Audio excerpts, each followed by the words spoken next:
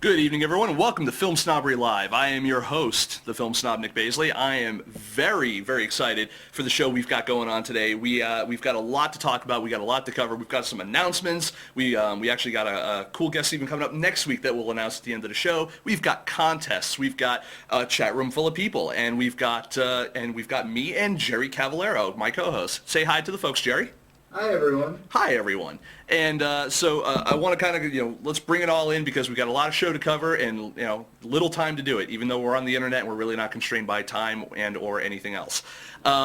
We have some great guests tonight. If you are fans of cool movies like, I don't know, if you're fans of cool movies like Mega Shark versus Giant Octopus, or if you're a fan of TV shows like Scrubs, well then we have something in store for you. We have both a writer and director who has worked on both of those things. We actually have on the show tonight, we have Ryan Levin, and we have Jack Perez, director and writer of the new movie, Some Guy Who Kills People. We're actually going to show you the trailer for that, and when we come back, we're going to talk a lot about this because they've got some great people, phenomenal cast. When I was watching this, I'm like, I know that person, I know that person, I know that person. Phenomenal.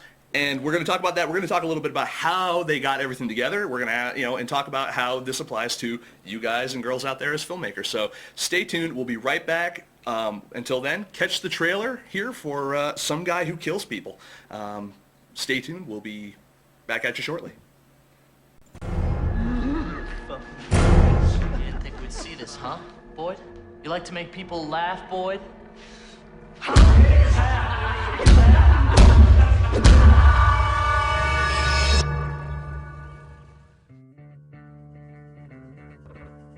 Get your fucking life back on track. You're 34, you work in an ice cream parlor. Boy, you're on street duty. What's up, Minty? Did you see Kenny Boy? Oh, right. I knew there was something. Your daughter is here. Can you believe the way we just ran into each other? Amy? Like, we were supposed to meet and spend time together. Up for some action? I could teach you that shot if you want. My ex was a Harvard-educated pediatrician. He turned out to be an alcoholic cocksucker who videotaped me while sleeping and cheated on me throughout our sham of a marriage. This is kind of amazing. It's nice. Oh. I can't believe they made me buy it. Couldn't buy that. I bought this painting for you. Lovely. Thank you. Hey, Toots. Why don't you stop by the surplus store sometime? Clearly you're into damaged goods.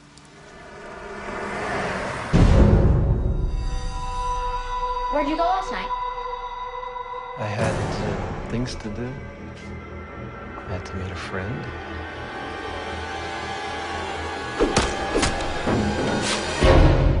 This thing has no head, Ernie. I know, sir. Most bodies have head. Absolutely. Where's this thing's head? Not sure yet, sir. Oh, we could find this head. Good idea, sir. Get your ass home. A little busy right now, huh?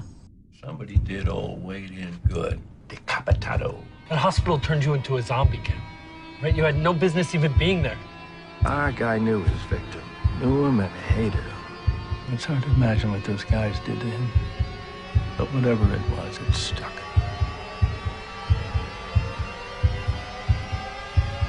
I wanted to kill them, Sheriff. I wanted to kill them more than anything.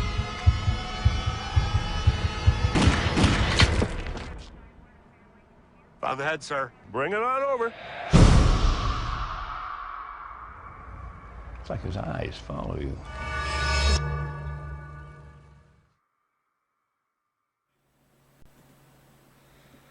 All right, ladies and gentlemen, might I welcome to the show director Jack Perez and writer Ryan Levin. Gentlemen. Hello. How are you, sir? Sirs, I am delightful. I want to thank you guys for both taking time out and coming on our show here and sharing everything that you guys got to share with our audience. No, absolutely. Thanks for having us. Yeah, definitely. Not a problem. So let's get right on into it. Let's start talking about Some Guy Who Kills People. You made this movie, and Jack, you directed this movie. Ryan, you wrote this movie. How did you guys, first of all, get paired up? Well, we were, I would say fate. Yeah, Fate is good. Yeah, because we didn't know each other. Never met, We had and no. we, myself and a couple other guys were raising the money, which started off as a lot more than we ended up with.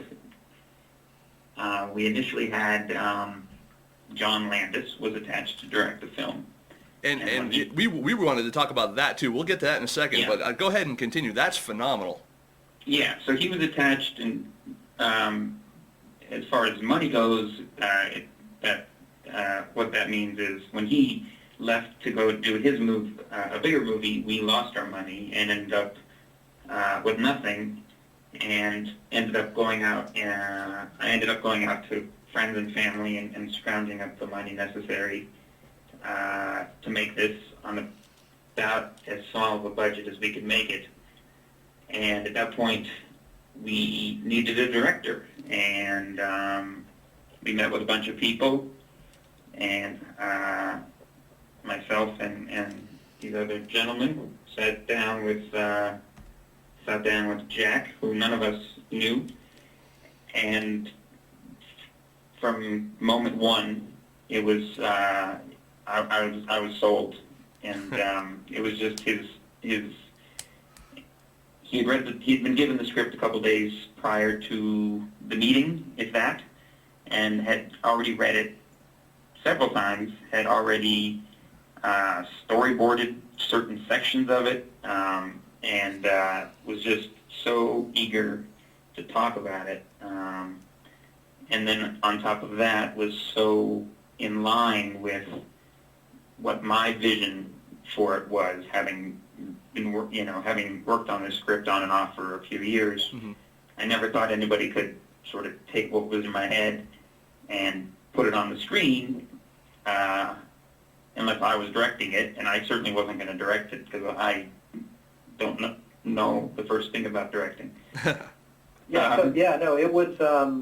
This is Jack. It was a real stroke of luck. I mean, that the script sort of dropped into my lap, and I have a real appreciation for fine writing, and it's this town in Hollywood. Everybody thinks they can write, and so that's one of the easiest things you can do is actually sit down and type something. And so there's a lot of scripts, just like there are a lot of people claiming that they're actors. There's a lot of just stuff floating around, and oftentimes you have to weed through a lot of junk, really, stuff that's not inspiring. And as a director, you want to get a piece of material that sort of jacks you up. And I got this script. My manager said, "Hey, they're looking for a director. Read this." So I sat down to read what I thought was going to be another like stereo instructions. It was going to be like, but I read this thing, and right away, it was. I identified with the writer. I identified with his sense of humor, his whole approach, and I was laughing, and I was just into the picture, which is just so rare. And when you get hooked by something as a director, it creates the images come very easily.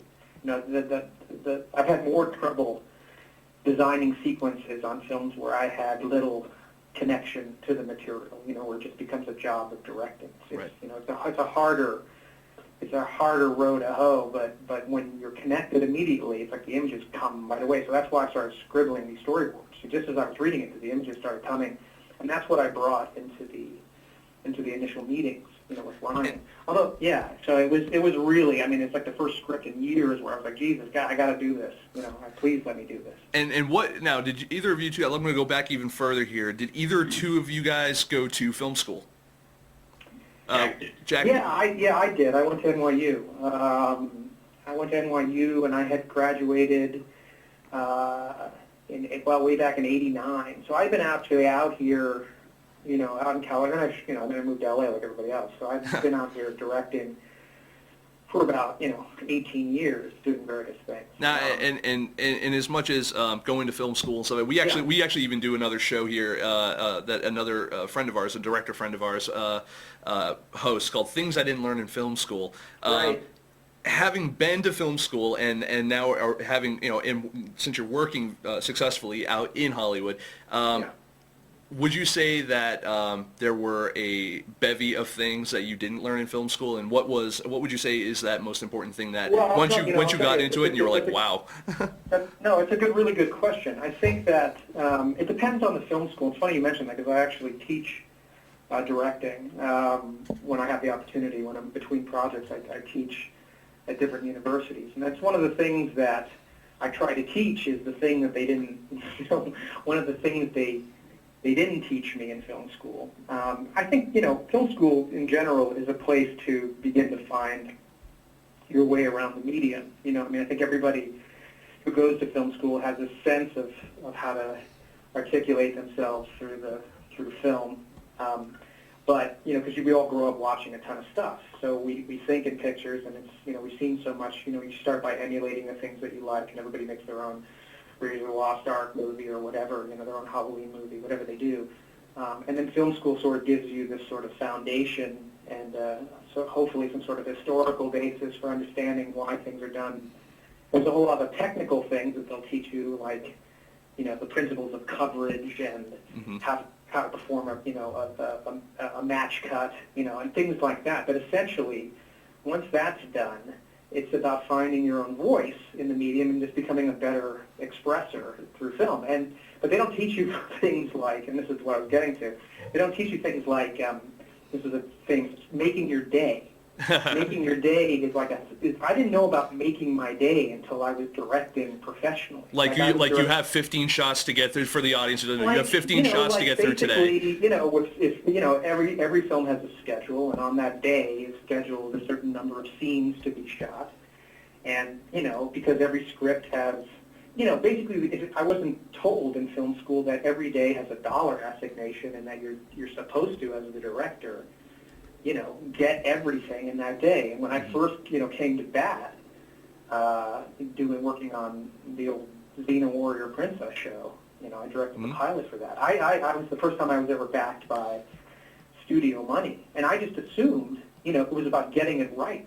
It had nothing to do with, like, how long it took. Huh. And at the end of that first day, when I was, like, several pages behind, and the producer came to me and essentially said, look, you little shit, you better get your act together or you're going to get fired. I learned really quickly, like, this is not about just how artful you can be. It's about how artful you can be within these very... You didn't have the liberty or the freedom to pull the Citizen Kane and just be like, no, I'm going to do 130 takes of this and you're going to like it. No, exactly right. So it became the kind of thing where, I see. So it really makes sense. If you have skill as a filmmaker, and you're given unlimited amount of time, you're going to be brilliant. And for me, the trick has always been, and this was the first lesson I learned, and I've applied it to everything.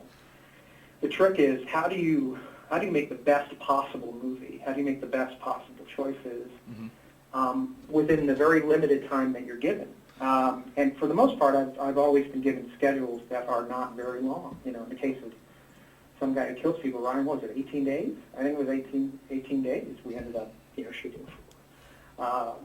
And I've done films in less amount of time. I wouldn't want to again, but when you do a movie in 18 days where the performances have to be right and the moments have to be there, you have to design the shit out of it and think about it in terms of how long is it going to take and what is actually achievable, and am I going to be happy with this stuff? Right. And, Yeah, no, and Ryan, I do have a question for you coming up, but I do have one more question as a follow-up to Jack on this, and that is, taking your film school experience and now being, a teacher yourself, as well as a working director. Is there one lesson that you wish you were taught in film school that you now impart to the students that you do teach? I would say the biggest thing is, for me, is to approach directing from an editorial perspective. And that means not going and shooting a bunch of stuff and hope it goes together in the cutting room, but basically backing into it from an editorial perspective, and that the fact, if you could see the movie as close as you can, shot by shot, essentially see each shot before you go in, and storyboard and shot list, then you have a chance of actually achieving your I hate it's pretentious, but achieving your vision.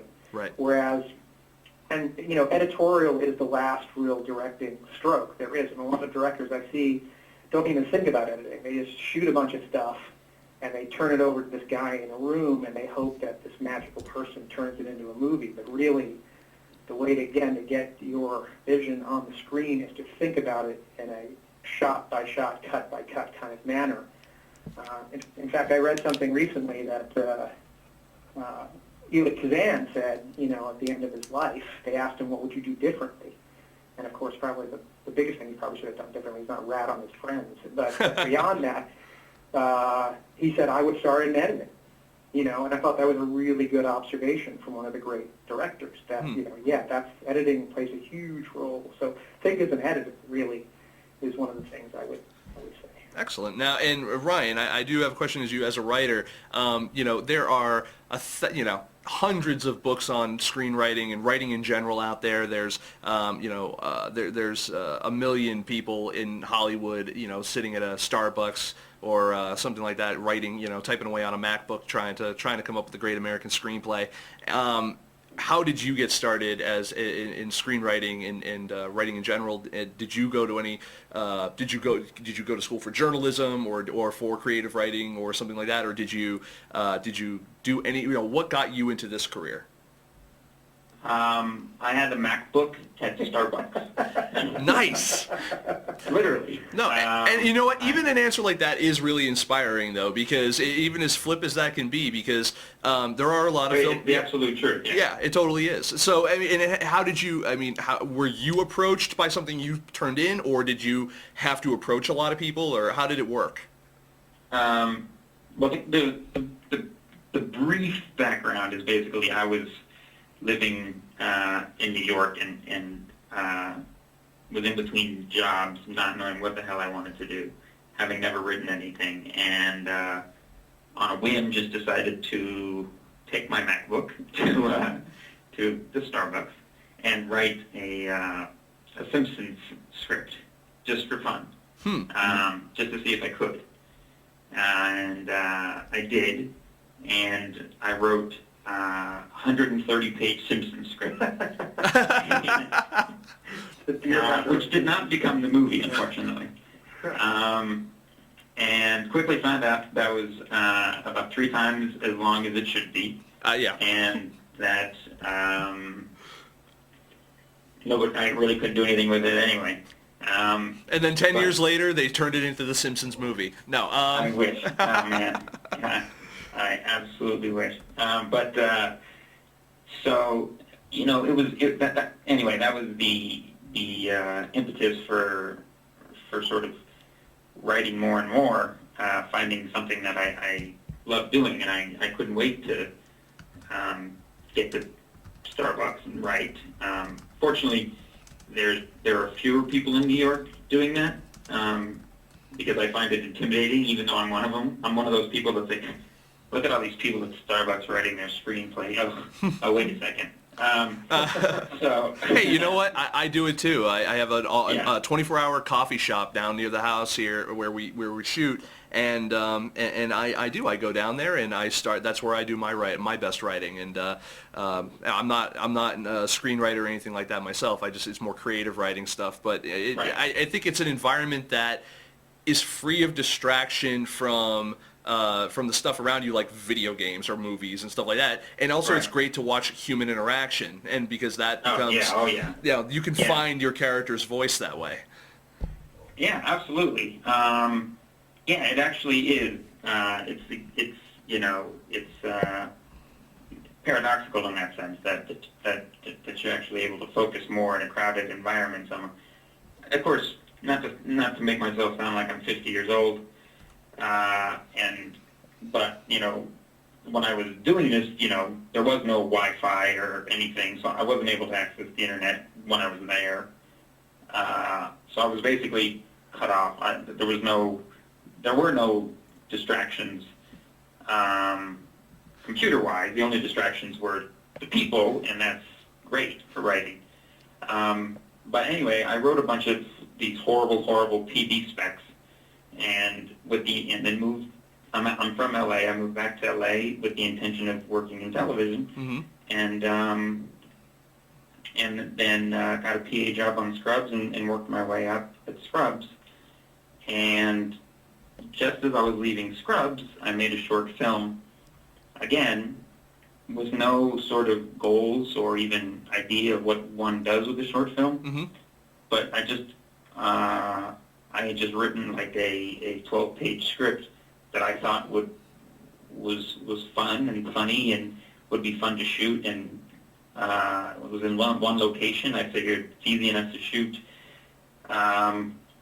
and so I ended up directing it, and I had the good fortune of just having worked at Scrubs. I had the entire Scrubs crew as my crew, which was, I wouldn't have been able to do it without them. And so I made this short film, which... shout out for all the Scrubs crew that are watching this show right now. That would be you. They were amazing. And without them, I mean, the camera probably would have been pointed at the ceiling the whole time. So I took this short out on the festival circuit, and when that was all done, which was a great time, there was something about the main character in that short that I didn't want to leave. I felt like there was more to be mined from it, so I started working on a screenplay based on the short. Quickly found out that the short didn't translate into a feature, that I was going to have to basically jettison 99% of the short, and that the only thing that I was going to keep was this concept of this protagonist who's a serial killer.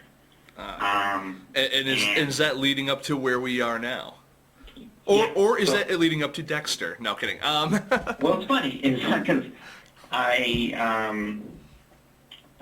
this is actually right before Dexter. Not before the books, but before the show. Fortunately, I hadn't read Dexter, or else I would have probably been deterred and not wanted to do it. But I think somewhere along the line, while I was writing Some Guy Who Kills People, I showed it to my agent, and he said, nobody wants to watch anything where the protagonist is a serial killer. A month later, Dexter came out on Showtime. Yeah, that's a classic. That's the classic Hollywood story from the beginning of time. If you remember, even in Billy Wilder's Sunset Boulevard, there's a producer that Holden's dealing with, a writer trying to get a job with a producer, and the producer says, I'm the one who turned down Gone with the Wind. I said, who wants to see a Civil War picture? So that whole thing of this arrogant sort of dismissal of a writer's idea as being untimely or no one's ever gonna blah blah blah, it happens like endlessly. And I actually have a question from the audience that kind of ties very much into that notion of timeliness and timing in general. And it's John Hoff 3 in the chat room here. He asks, and we'll start. Hi, John Hoff 3. Hi, John. John is actually here, not with me, but he's actually here in Massachusetts with me, which is kind of cool. Cool. I was born in Massachusetts. Were you really? Yeah, I was born in Norwood. I'm in the Worcester area.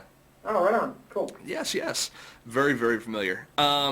So his question is, and what we'll do is we'll start with Ryan, and then Jack. Jack, I'd like you to answer it as well from your perspective, because I think it applies to both roles, both as writer and director.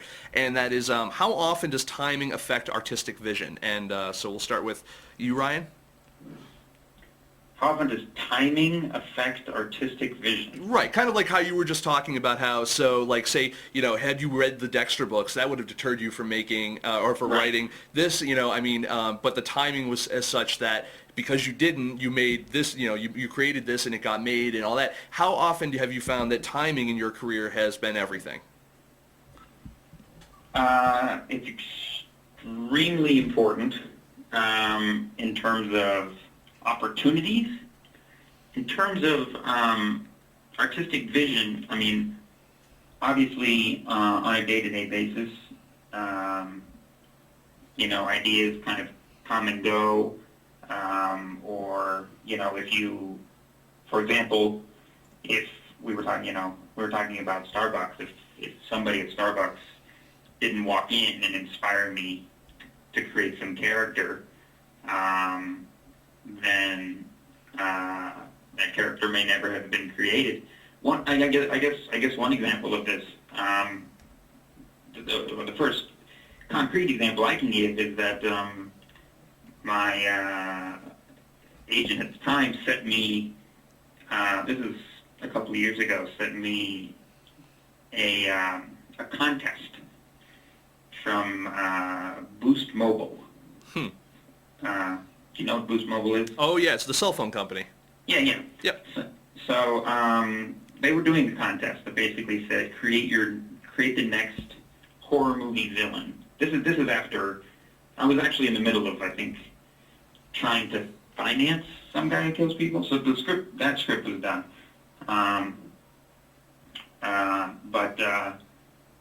So it was create your next, horror movie villain, and I hadn't moved on to another script. I hadn't had an idea, but given this contest, I basically, and it was the only time it was really the only. I'm a very, very slow writer, and it was the only time that I can recall where I read this thing. Okay, create the next, Jason Voorhees, Mike Myers, Freddy Krueger type person, and explain explain the movie, in one page.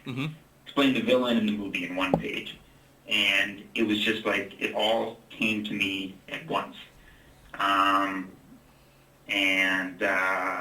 So we owe everything to a cell phone company. A cell phone company that at the time I had There never was- heard of. There was no misconnection there. Yeah, no, that's actually really interesting. That's perfect in a way. Yeah, I mean, it was like, and he sent it because he was like, yeah, I know you're into this horror stuff, like, he's trying to sell, he wants me to write, like, the next great family sitcom, but he's like, yeah, go, take your little horror contest and have fun with it. And I was like, oh my God, this is awesome. And actually, while we're on that subject, because I have something and I'm going to throw it out to the audience. I was hoping to have it on the site today, but I ran out of time. But I want to throw it out to the audience that by tomorrow on here, you will actually see we have a contest that's actually very, very similar, which is why it was real serendipitous that you brought the Boost Mobile kind of thing. Timing. Yeah, timing is everything. And what we have going on is we have a contest that's going to be coming up where you can win a trip to spend a couple of days in PA for Brett Ratner. Oh, wow. Yeah. Yeah, that's. Is that a prize? That's yeah. I've heard things. No. That's an interesting prize. It's an opportunity to get you'd obviously learn a shitload, and I mean, no matter what, just being in that environment. Exactly. Yeah. I mean, and you get a free trip in terms of they'll for 2 days they'll fly you there, they'll put you up, you'll be on set with Brett. They say you'll be working as a PA, so A, maybe you'll get a credit out of it, and B, maybe you'll maybe you won't get kicked off the set, and. Yeah, that's good. And maybe you'll learn something from Brett. And so I think that's a contest that That is a great prize. I was kidding, seriously. No, I mean, I think amazing. that there's a serious need for demystification of of the whole quote unquote professional movie making. Certainly Absolutely. When you're in film school, or even if you're just whether you're in film school or not, if you're making your own films with your friends. At least for me, there was always this belief that. Okay, this is one thing, but when you get to the real thing, there's this whole other thing that, you can't possibly know until you get there. The funny thing is that it really isn't all that different. There's a lot more people, and there's a lot more money, and there's a lot more politicking. But essentially, the thing that all filmmakers really need to know is that the filmmaking process still boils down to a director, a camera, and an actor. And right. And no matter, whether the light, we have 10 million lights, you have techno cranes, whatever, it's still the same thing. You're still laying down shots. You're still. I've always been of the mind of it's just I think it depends on how much and whose money you're playing with, and that gives you what freedom you have to make the movie that you want to make, whether as a writer or as a director. For sure. Yeah. I agree. I think that Yeah, in fact, I've always said I will always trade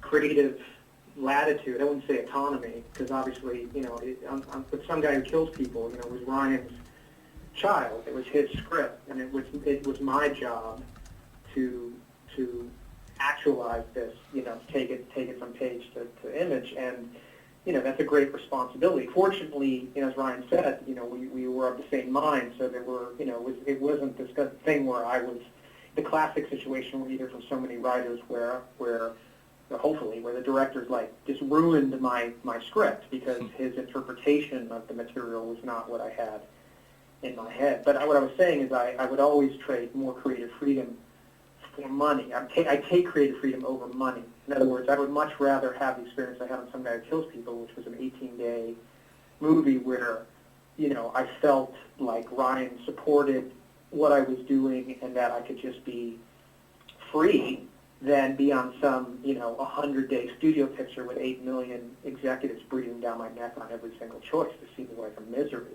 So, it's always a trade. It's like, we all dream of the, the $150 million budget, where you can do anything. But really, you think about all the stories you've heard of people who worked on big budget pictures where they've just been massacred psychologically because the more money you have, the more accountability, and the more people who don't necessarily know what they're talking about weigh in, on your movie, and it can be a hell, So, it's nice to dream, but be thankful when you're making that movie for, even for a few $100 that your decisions are your own, because that's one of the things that happens in the quote-unquote real world, is that a lot of people try to take those decisions away from you.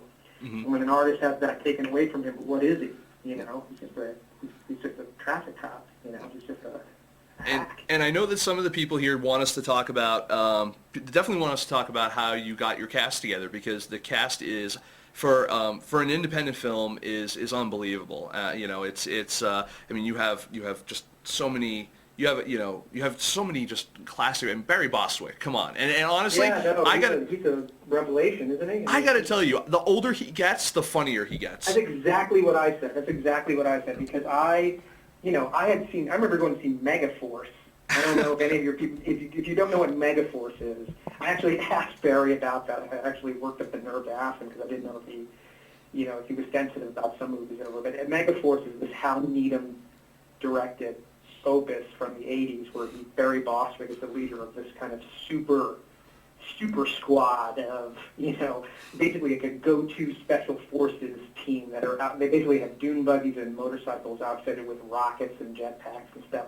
And Barry has a big lover boy bandana, that he wears, and essentially it's like the mega shark of that period. It's just this outlandish thing. And, but I knew him from Rocky Horror, and I knew him from that, and I knew him from, George Washington, the TV we played George Washington, but, I never really expected him to do what he did when he came into audition for us, which is be that sheriff. And he came in, Ryan and I were there. I don't even think we knew he was coming in. I think our casting director said, Barry Bostwick's coming in to read. And we were like, really? Okay. And he came in, and he just was that guy, completely, and just blew us away. Completely. And of course you guys have Kevin Corrigan, who everyone knows from Superbad and Pineapple Express, and right. I mean the guys had a very decent body of work after him. I think he's gotten a lot more popular recently because of some of the more high-profile movies he's done, and it's funny because I've seen two sides of him in those movies, and I never kind of know what to think of him. Like he seems like a kind of a serious guy. Is he kind of that serious method actor almost type of deal on set, or is he kind of a fun-loving dude who does movies like Superbad? He's like, I just want to play an asshole, or whatever it is, or he's both, really. I mean, he's both quiet and an asshole. He's not. No, he's a like Kevin. I've known Kevin for a long time, and always wanted to put him in something. And there were times when I thought we were going to work together, and we didn't.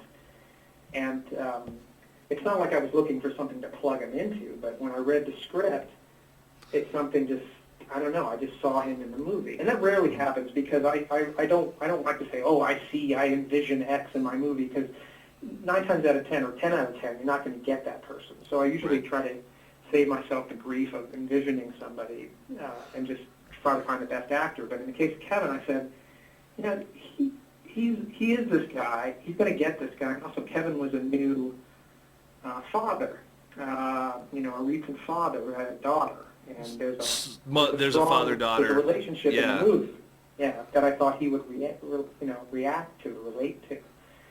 Because he really goes from quiet and awkward to, you know, there are those moments where he plays that kind of, you know, reluctantly loving father kind of very, very well. I mean, there's a lot of moments in that movie that, obviously you have the Bostwick moments where it took me by surprise how much I laughed.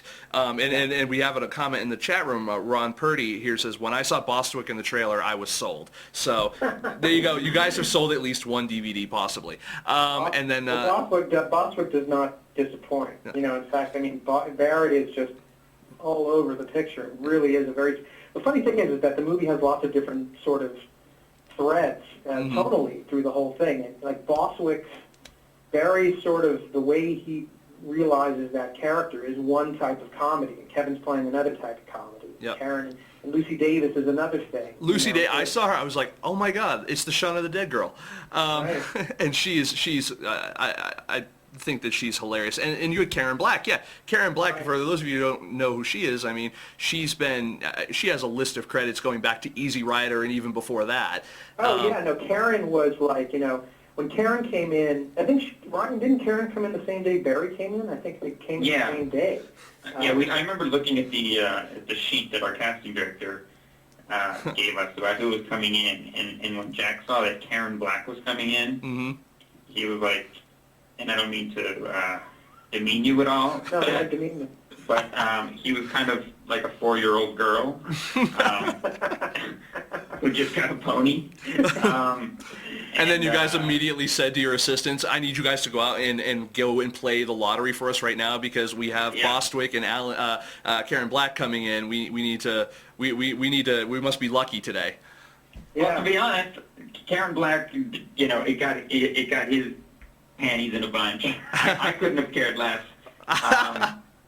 And honestly, I couldn't have cared less about Barry Bostwick either, because I knew who he was, and I thought, you know, I watched, you know, whatever, Rocky Horror Picture Show.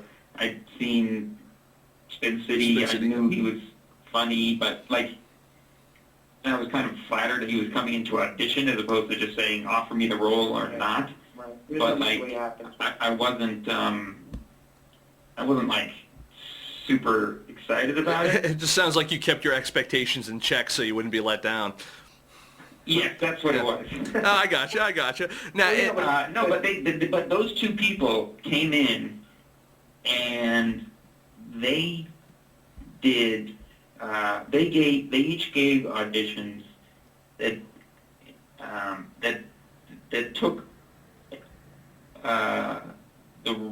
the words on the page and then just elevated it to a place that, like, I never ever could have dreamed of it going. I mean, no matter how many times I had heard those words in my head, no matter how many times I'd seen it play out in my head, I remember both of them gave these auditions that were just completely unorthodox and completely different than everybody who had come in prior, even though there was a bunch of people who physically looked more the part than physically looked more the part as I had imagined it, or who were also very funny, but these, you know, Barry and Karen just came in and said, you know what, here's my take on it, and it was like they left the room, and it was kind of like, okay, well, we've got those two roles cast, and it was,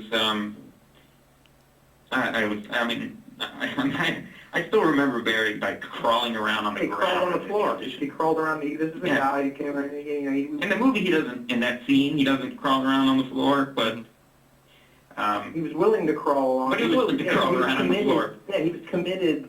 That's the thing. I mean, I think one of the things that's, I mean, besides being a, what Ryan's talking about, 4-year-old with a pony, I'm a, confirmed cinephile and was raised by a film geek father and saw everything, and watched everything. And so Karen Black just there's just, like you said, whether it's 5 Easy Pieces or Easy Rider or Airport 75 or Burn Offering or on and on and on. Just been a million Capricorn 110 zillion movies, Day of the Locust, and he just keeps going.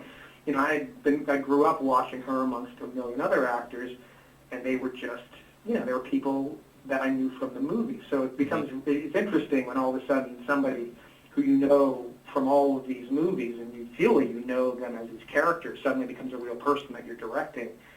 It always kind of brings that little geeky kid thing back, like, oh, gee, it's like you're getting, it's like you're actually, it's like Santa Claus, it's that kind of thing. You're like, wow, this person's a real person, and I get to direct them. And the other thing that's really important, I think, also for filmmakers is that these are actors. I'm not saying these are old people, but these are older actors. In other words, they're over 30, and there's a weight that your movie gains from having older actors of experience in your movie, because there's a life that they bring to it. And it's different. You don't see a lot of, so many movies are just dominated by 20-year-olds, or younger. Who can't act, mind you. Can't act. I was just reading about, Peter Falk, who just died. The great Peter Falk. Yep. And, most people know him from Columbo, but the guy did a million movies, and he obviously worked with Cassavetes. People know him as from The Princess Bride. Or they know him from Maid. Maid. But he goes all the way back to the Mad World. Yep. Or The In-Laws. But the fact is that they said in his obituary that Falk came to acting late. The guy was 30 before he even tried acting, and had several other careers. And they mentioned that he brought that life experience into his work. And when an actor, it's just when you have a 15-year-old kid who's only acting, and then they just go into acting and they're actors.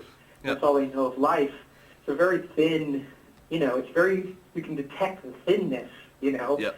So Barry and Karen brought, their whole life to these parts, not just their acting experience, but their whole life experience. And so that gives it, makes it substantive, which was, I was really grateful to have them. That being said, people who bring experience to stuff like that, I will say, Ariel is so adorable in that role. True, absolutely. OMG. And if if you guys don't know who that is, you can see her. She's in Alien vs. Predator. I think it's Requiem. I think that one. Dark Water. She was in. She plays that role absolute pitch perfect, and again, I think that comes from experience of having been in the game for a little while herself, kind of maybe her whole life. Growing up around it, Yeah, no, she had been. It was weird because she was more at ease with big 200-pound grips working beside her than she was completely at ease with all these adults. And was very much an adult. She was super professional. One of the most professional actors I've ever worked with. And she had been acting since she's only, how old was she? She was 11. 11, and she'd already been acting for like 5 years or something like that. So she was like a professional. Yeah, it was weird. She'd been acting half her life, Yep. So. And her parents had also, and I'm sure in conjunction with her, had done a very good job of making sure she didn't go down the Disney route and become another Miley. Yeah, another Miley, and just didn't overact and indicate all over the place. And she's just like so simple and real, and she's also just, I think, just highly intelligent. Yeah, I think that she knows delivery really well. I enjoyed.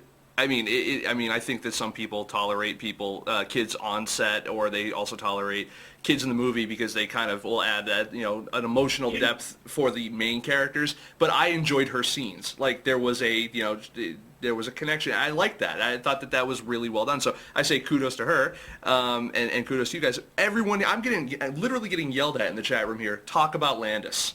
Oh, right. You know, that guy. Brian, why don't you start? Because you started with him first. Now, I know you guys said that, from what you guys, what we heard and what you guys said was, I guess it had started with that Landis was attached to direct, and then then he went on he had to do a different movie, but he's still listed as an executive producer, right? Right. What is the, what's up with that? Yeah. Well, actually, if I could just back up one sec and say, because I don't think we said it, and if it wasn't clear from the trailer, which it probably isn't, just to give like a real quick description of the movie, if I could. Sure, go ahead. It's your show. For people that have no idea what the heck we're talking about. Obviously, you get some from the trailer, but essentially, it's about this character, Ken, played by Kevin Corrigan, who comes back from a mental hospital and moves back home with his mom, Karen Black, back into his small hometown. And he basically, and it's no secret, it's this from the beginning, he's basically goes about killing all of these people in town who, when they were younger, basically spent an evening torturing the crap out of him. So in that first scene you see in the trailer, where all these guys are surrounding him in this cabin, not trailer, sorry, in a cabin, and they just basically torture him for a night and basically crush his soul and strip him of his humanity, and that basically drives him to this mental hospital. And when he gets out, it's basically time for revenge. And then along the way, as he's getting his revenge, there's all these complications, such as the introduction of his daughter. Barry Bostwick plays the sheriff, who's on, trying to track down the killer, while also sleeping with Ken's mom. So anyway, that's just the general gist of it, so people have some sort of jumping off point. As far as Landis, basically what happened was, initially we had gone the route of, we had raised just some initial seed money to hire a casting director, and we used that casting director to try to find us name actors to attach to the film. Mm-hmm. Both just for the true roles, for the sheriff and for Ken. And some good names came and showed interest, and then when we failed to secure the money with them, they dropped out, and I'm going back to this, although it was a different type of timing that was asked about. It's a timing thing. They go off and do another project, and you lose them, and so after a while of that, we tried a different approach, which was let's approach a director instead. And John Landis seemed the perfect choice for this kind of film, which was a combination of horror and comedy, horror film with dark comedy. And we approached him, and literally the next, through his agent, and literally the next day got a call from his agent saying he wants to have lunch and talk about the script. And that's what happened. We had lunch, and, we kind of talked about the script for a little bit. Most of it was just listening to 4 hours of amazing stories from John Landis. I know that feeling too. We had on film. I consider him to be an independent film legend. His name is Bob Hawke. He's a gentleman who works. He's a consultant for independent filmmakers. Works with, he helped launch Kevin Smith, helped launch Edward Burns, and the Duplass brothers and stuff like that, and other people as well. And he's been in the industry since the early to mid '80s. And I call him up. He's kind of a mentor to me. And when I call him up, he'll go on and on for hours, and he'll be like, "Oh, but you don't want to hear an old man talk about that." I'm like, "Sir, it's like listening to your grandfather tell war stories. You want to hear all of it." Yeah. So these were Eddie Murphy stories instead of war stories. Nice. But actually, they turned out to be war stories as well, involving Eddie Murphy. But so anyway, but by the end, it was basically, yes, I'll direct it, and there was a verbal agreement. And I worked with him over the next couple of weeks. Worked with him a handful of times, just making some changes to the script. It wasn't so much punching up jokes or anything. It was more of like, I think it was, maybe strengthening the father-daughter relationship a little bit.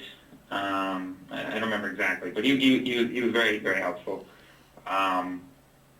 As you might expect with his experience. Oh, sure. And extremely giving, extremely kind, makes a hell of a hamburger. And he, basically, we found a company that said, great, who had read the script, and it said, great, you've got John Landis attached to direct. We'll go get you the money. And we're talking, say, $3 to $4 million. I don't remember exactly what it was. Those are nice figures. Yeah. You can make a movie with that. Last I heard. You can. You can make a movie. So, John knew the budget, so he knew he wasn't going to be getting his usual whatever. Right. The director's equivalent of working for scale. Yeah. Which to me seemed like, whenever I'd take a salary. I didn't pay, I wasn't paying myself anything on this. And I figured just put it on the screen. And hopefully I'll reap the benefits later. But right as we were about to go out and get the money, they said, all right, we just need a signature from John saying he's going to direct this film. And literally that day or whatever, this movie that he had been working on for a while, Burke and Hare, got the green light to go over in the UK. Oh. And that was with Simon Pegg and Isla Fisher and Tom Wilkinson, and had a much bigger budget and was going to pay him better, and he also had more invested in that because he had been working on it for a long time. And he basically said, I'm sorry, but toodaloo. And we lost, and we didn't have the money yet, but we weren't going to get the money now. And I remember the company basically said, okay, you don't have John Landis, we can't get you the money. And we, at this point, we were exhausted. Right. Like this had been, I don't know how many, we'll call it going on a year and a half, 2 years of trying to get the money through so many different means. And basically, I remember I emailed this company and said, are there any other directors out there that we could get, that if we could get attached, would help us get this money that you apparently can go get? And they sent back Edgar Wright, and we said, thanks, okay, yeah, we're going to get right on that. Oh, God, shit. Who were the other ones? Oh, I think there was 4. The only 2 that I can remember are Edgar Wright and Ruben Fleischer, who, and this was the weekend after Zombieland opened at #1. So we said, okay, thanks for your help. And then basically a week of like, well, this movie's not happening. We're down to $0. We've been working on it for, I don't even know, call it 2 years at that point, just the financing aspect of it. Mm-hmm. I basically needed a week to decide what to do, and decided, all right, you know what, let's show it to a line producer and find out how little we can make this movie for. Like, realistically, what do we need to make this movie? Mm-hmm. And we found out, I'm not going to talk about the budget, even though everybody wants to know the budget, because we're right now in the midst of selling the movie, and that information is valuable information. Yep. No, and quite honestly, I mean, when you start talking about budget too, I mean even if you're doing a VOD release, if you're doing a kind of a self-release DVD type of situation, or if you decide to do a theatrical run or get regardless if you want to call it proper distribution or not, that initial budget doesn't ever really figure in things like marketing costs and P&A and all the other kind of stuff that goes along, including even once you get a distributor, sometimes they'll even say like, okay, well, this is great, but we need finishing funds, maybe stuff for in the independent world, you end up talking a lot about and script clearance and title clearance, all that other kind of stuff. And then you also have to talk about sometimes they want to beef up the soundtrack. That happened with go back to 92 or whatever with Clerks. Miramax threw in an extra $1 million just for the soundtrack alone. So his $27,000 movie turned into a. I just dropped $8,000 on deliverables, and I'm not done. No, you never are. Not until that thing hits shelves somewhere. Right. Yeah, it's and the recoupment on that is guesswork at best, depending on the accounting practices of the distributor you're working with. So, yeah. So no, it's completely understandable. I mean, I think people like to talk numbers, because in an independent film world, it goes both ways. It's funny. You get the people who talk about how little we did it for, and then those numbers are either not realistic, or they're really like, look how little we did it for, but yeah, it's still $10 million. Yeah, right. Or you have the other one where it's you have those people who have the overinflated budget, and but you look at what the output is, and you're like, you had all that money and that's what you put out? Okay. As a critic, I find it really hard to kind of look at both sides. You have to look at both sides of that, and yeah, and now, to be honest, I watched the movie today. Yes, I had to skip a couple parts towards the end so I could finish the movie in time for the interview. But the fact of the matter is that for what, I believe you guys probably spent on it, if, I say you spent the perfect amount of movie. And what you put up there, you put it up on the screen. You put it in the cast, who in turn put it up on the screen. And I couldn't have been happier with what I watched. Oh, well, very nice of you. Thank you. You're welcome. But we didn't put it into the cast. The cast made nothing.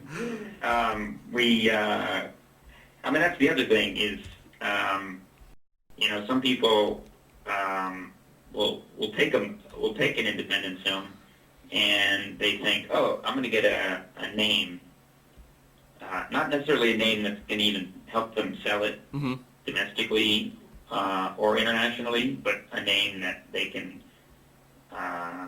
feel good about saying, hey, he or she is in my movie. Right. And it'll cost them $100,000. Boom, right there. $100,000 for somebody who might be fun to say is in my movie, but just cost them, a quarter.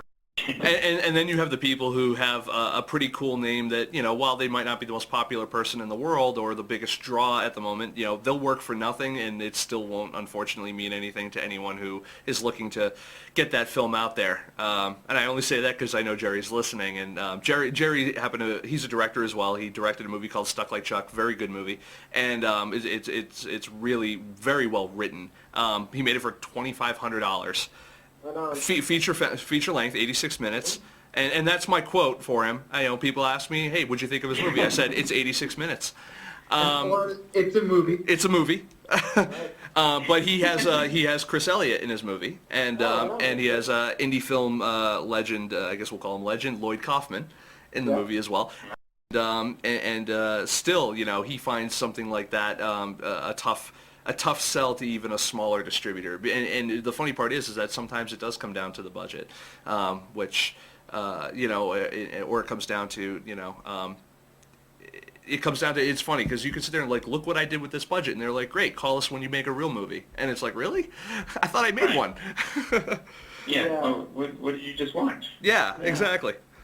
But yeah, I mean, we know that it's great to have. We had an amazing cast, both as people and as actors, and they elevated the material tremendously. None of them is going to help us sell the movie on their name. None of them is big in Japan, as they say, or America, even though you know them, even though you can list off some of their credits.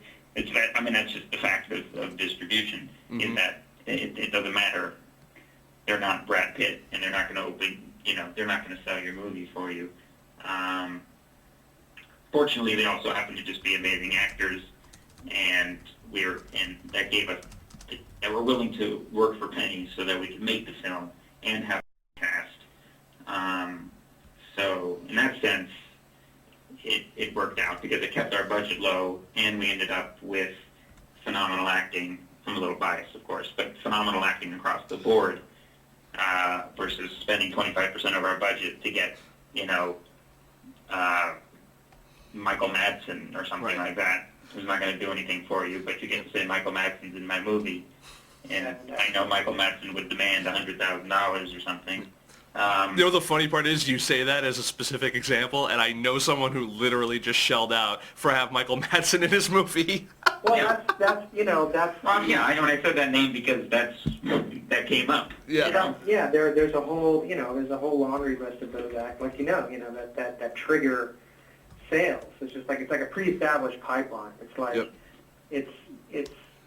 it perpetuates a certain kind of movie, and it's not to say that every movie that X actor is in is junk, but there is a lot of junk out there, and it's just because the distribution pipeline is in place.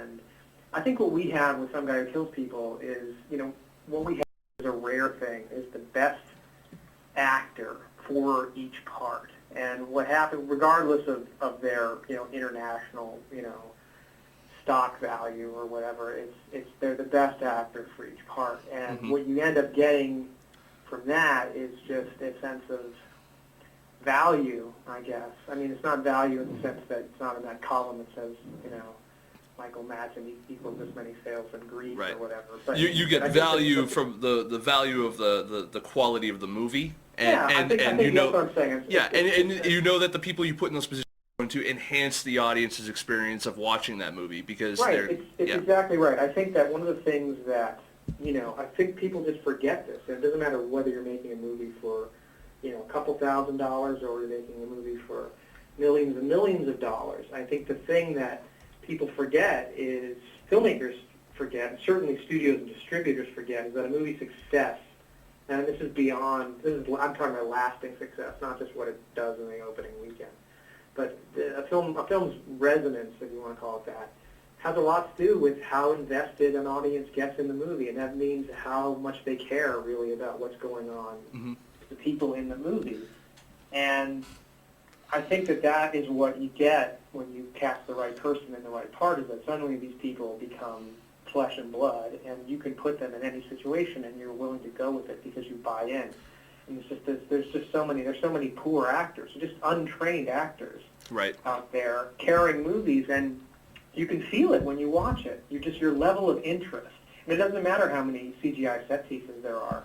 They can just hurl that shit at you, and you're still like because you don't give a shit. You don't give a shit. So I will always, again, it goes back to what would you barter? I would always barter a better actor, over like a huge CGI budget, just because I think at the end of the day it's what counts in terms of audience involvement. Completely agree, and I mean, and you know, you brought up like Peter Falk passing away, and one thing that makes me nervous as a cinephile, film critic, person who works with filmmakers and with film, actors and actresses as well, is that you see people like Peter Falk pass away, you see people like Dennis Hopper, you see you're in my lifetime like all the classic actors from I'd say from the 40s and 50s all the way through all the way on up are going to start passing away. And they're virtually all of them are gone. I mean, you still have a few ones. You got like the Peter O'Toole still hanging on. You've got you got a few people still hanging out there. Gene Hackman, another great one. Michael Caine, stuff like that. But when those people go, I sit there and I'm like, great. Now, who is the next generation to turn to? And there's like very few in that category that can be like, okay, like I appreciate guys like in movies like George Clooney. I like him. Will Smith, stuff like that.